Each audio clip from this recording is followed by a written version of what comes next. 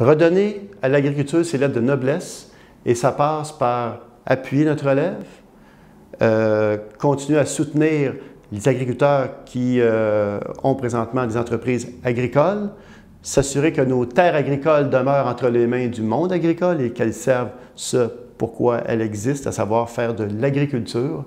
Alors, ce n'est pas juste une réponse, vous comprendrez, mais je pense qu'on a là des éléments d'une recette qui devrait donner de très bons résultats.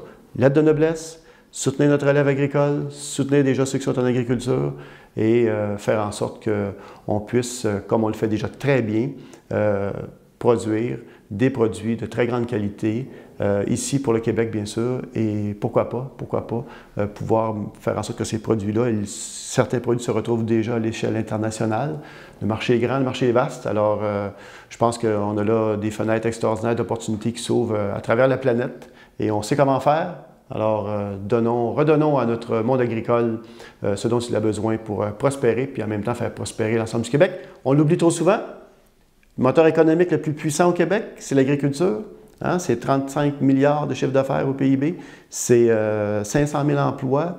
Alors, c'est les régions du Québec qui, lorsque les agriculteurs s'installent ou continuent à produire dans les régions du Québec, ils viennent structurer nos régions.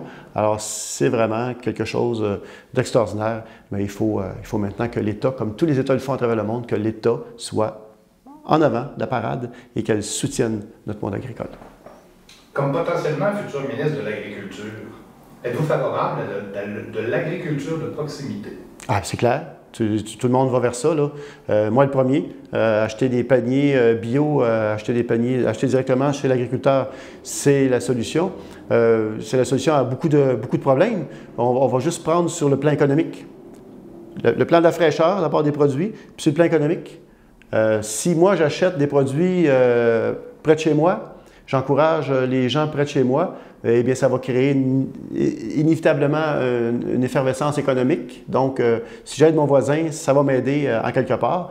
Et en plus, comme je viens de le dire, ça permet d'avoir des produits frais. Alors, puis, au niveau de traçabilité, c'est la meilleure façon de procéder au niveau de la traçabilité, c'est d'acheter des produits de chez nous, des produits frais. Bien sûr, il y a des produits qu'on ne peut pas faire autrement, qu'on doit importer, mais ceux qu'on peut produire ici, produisons-les. Et là, on pourrait parler de la culture en serre à qui on doit absolument donner un coup de main pour qu'on en fasse plus en termes de production en serre. Alors, c'est très clair. Je suis désolé de répondre à votre question de cette façon-là, mais c'est une question qui, à sa face même, la réponse est évidente. L'agriculture de proximité, c'est carrément l'avenir de l'agriculture au Québec, ainsi qu'on peut parler d'agriculture biologique. Bref, on a là un sujet, moi je dis souvent, depuis que j'ai le dossier agricole, que c'est des univers extraordinaires, et qu'on n'a pas fini de les découvrir, puis qu'on n'a pas fini de les mettre en valeur.